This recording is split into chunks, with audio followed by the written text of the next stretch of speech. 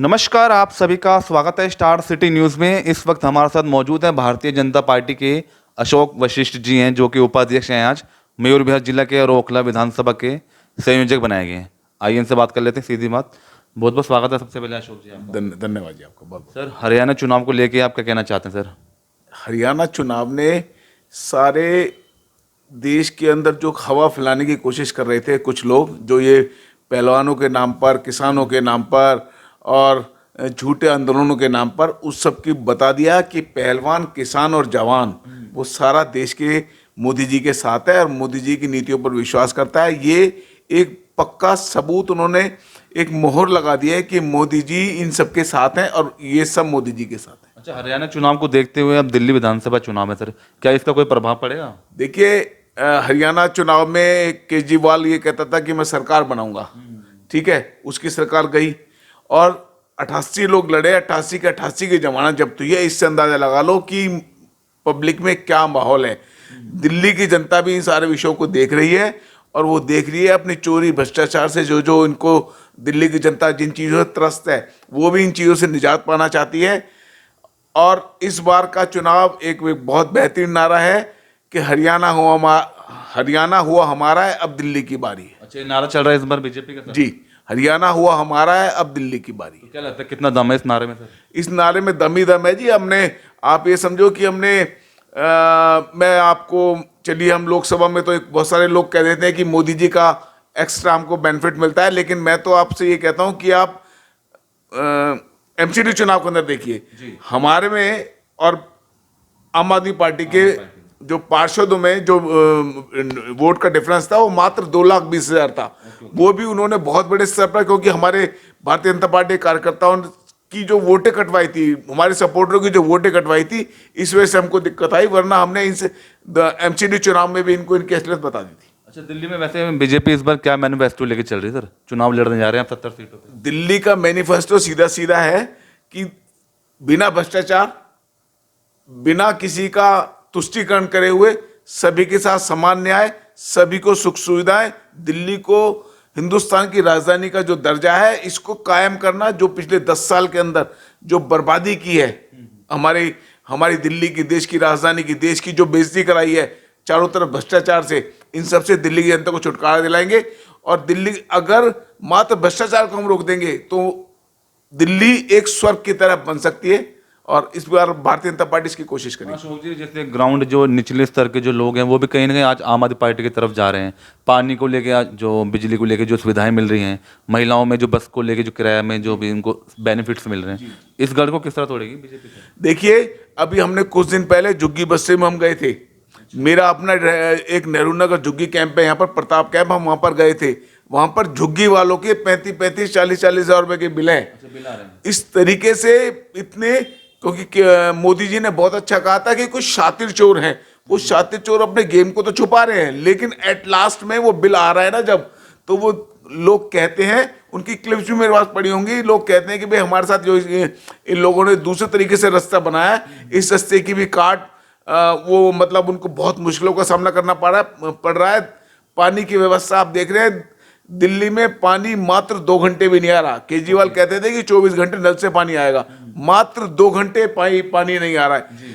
DTC की बसें हैं नहीं, और डीटीसी की जब बसें नहीं है तो कहां से कोई सवारी चढ़ेगी उसके अंदर?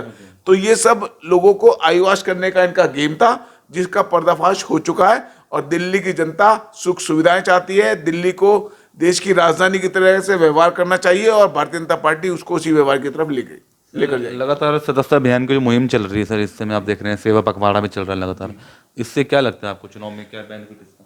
देखिए, सेवा पखवाड़ा तो देखिए सीधी बात है। मोदी जी हमारे, जिनको हम अपने नेतृत्व में हमारे सर्वश्रेष्ठ नेता हैं वर्तमान में, हम इनके जन्मदिन पर जो एक लोगों की सेवा करना, हालांकि देखिए सेवा भारतीय जनता पार्टी का हमेशा करता रहता है। कोरोना काल में जो भारतीय जनता पार्टी के लोगों ने सेवा की, वो उस समय केजरीवाल अपने घर से नहीं निकला था, मुझे मालूम है।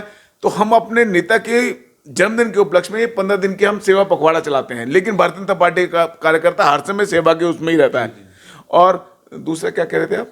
मैं ये कहना चाहता था सदस्यता अभियान की जो मुहिम, देखिए, सदस्यता अभियान दिल्ली की जनता अपने आप आकर हमसे जुड़ रही है। हमारे पास बहुत लोग आते हैं, हमारे कार्यकर्ताओं के पास बहुत सारे लोग जाते हैं जो कहते हैं कि हाँ भाई, हमको भारतीय जनता पार्टी का जुड़ना है। हर एक आदमी देखिए, राष्ट्रवादी विचारधारा के साथ, राष्ट्र के भला सोचने वालों का हर एक आदमी जुड़ना चाहेगा, कोई भी जुड़ना चाहेगा। तो लोग खुद आ रहे हैं, जनता ही हिस्सा ले रही है, जनता आती है, हमारे पास आती है, हम भी जनता के पास जाते हैं। वो सब कहते हैं कि हमको सदस्य बनाओ, हम भारतीय जनता पार्टी का जुड़े रहना चाहते हैं, मोदी जी के साथ जुड़े रहना चाहते हैं। अच्छा, ओखला विधानसभा का आपको अभी संयोजक बनाया सर। ओखला जो विधानसभा है वो कहीं ना कहीं अल्पसंख्यक माइनॉरिटी का वो एक जो एरिया है सर, तो उस गढ़ को आप मतलब किस तरह मजबूत करेंगे सर? देखिए, मैं आपको अल्पसंख्यक वाले विषय पे एक बात बताता हूँ। एक जम्मू कश्मीर में एक ऐसी जगह है लाल चौक, जहां पर ये कहते थे कि वहां पर मुस्लिमों का, वहां पर आतंकवादियों का अड्डा रहता था। एक कहता थी, आप वहां पे सभी मुस्लिम रहते हैं, वहां पर भी 3100 वोट भारतीय जनता पार्टी के कार्यकर्ताओं को पड़े हैं। आप इससे अंदाजा ये लगाइए कि मुस्लिम भी, जो भी राष्ट्रवादी मुस्लिम है, वो हमारी तरफ देख रहे हैं।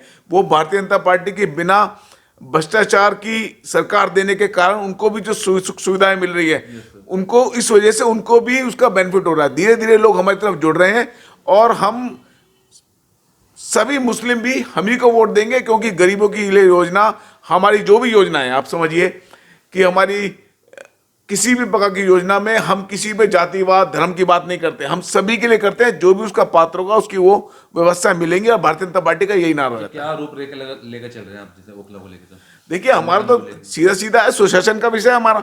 हम सुशासन के विषय के ऊपर अपना अच्छी व्यवस्थाएं चलाएंगे, बिना किसी भेदभाव के साथ सबके साथ न्याय करने की हमारी व्यवस्था है, और इसी को हम लेकर चलेंगे। इस बार कितनी सीटें आ रही हैं दिल्ली में सर बीजेपी? देखिए, इस बार जो हमें लगता है, जो हम जो चर्चाएं आती हैं, तो लोग 55 के आसपास कहते हैं कि सीट, लेकिन मेरा एक व्यक्तिगत रूप से ही मैं समझता हूं कि लगभग 50 सीटें हमारी आ रही हैं, क्योंकि केजरीवाल जैसे भ्रष्ट शासक को दिल्ली की जनता झेलने के लिए तैयार नहीं है। केजरीवाल के माथे पर लिख दिया गया है, वो लिखा गया है कि वो चोर है। वो ठीक है, अनर्गल प्रलाप वो करता है, बहुत सारी बातें करता है, इसका जनता के ऊपर कोई भी प्रभाव नहीं पड़ता। आप सबने देखा, वो चुनाव के जमानत पर माननीय कोर्ट ने छोड़ा था, तब भी आया था, तो उसका कोई प्रभाव नहीं हुआ। 7 सीटें हमारे को मिली हैं। और अब की बार केजरीवाल ने हरियाणा में भी देख लिया, क्योंकि सारी जनता जान चुकी है कि ये भ्रष्ट और बेईमान व्यक्ति है, और इसके साथ किसी प्रकार का कोई सहानुभूति जनता की नहीं है। अच्छा, आपकी अपनी और क्या सेवा सर राजनीति से जुड़ के? आप एक नई दिल्ली जिले मयूरभंज जिले में आप उपाध्यक्ष हैं, आज जिम्मेदारी निभा रहे हैं, तो किस तरह आपकी भूमि क्षेत्र के बीच?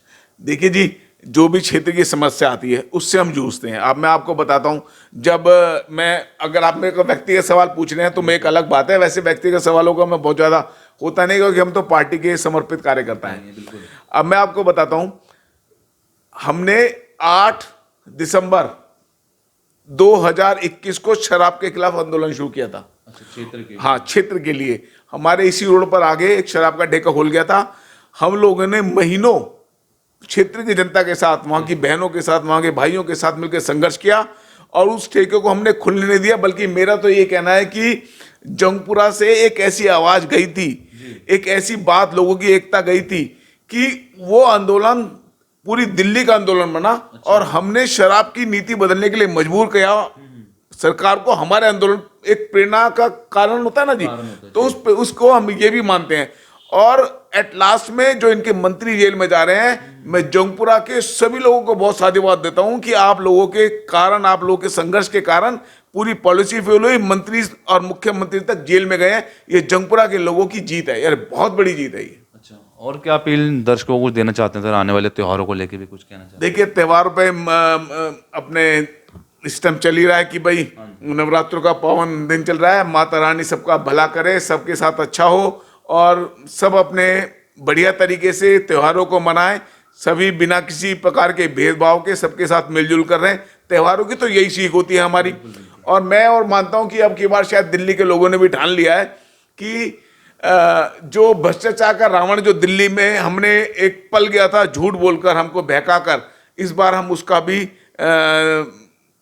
सर्वनाश कर देंगे, और उसको उसकी जो उसकी जगह है वहां पर उसको पहुंचा देंगे कि जहां उसको होना चाहिए। क्योंकि हर भ्रष्टाचारी की, हर बेईमानी की जगह मात्र जेल है, और जेल में ही उसको जाना चाहिए, और वो वहीं पर रहेगा। ठीक है, बहुत बहुत धन्यवाद आपका अशोक जी। तो ये हमारी सीधी बात अशोक वशिष्ठ जी से, स्टार सिटी के साथ मैं जितेंद्र गुप्ता।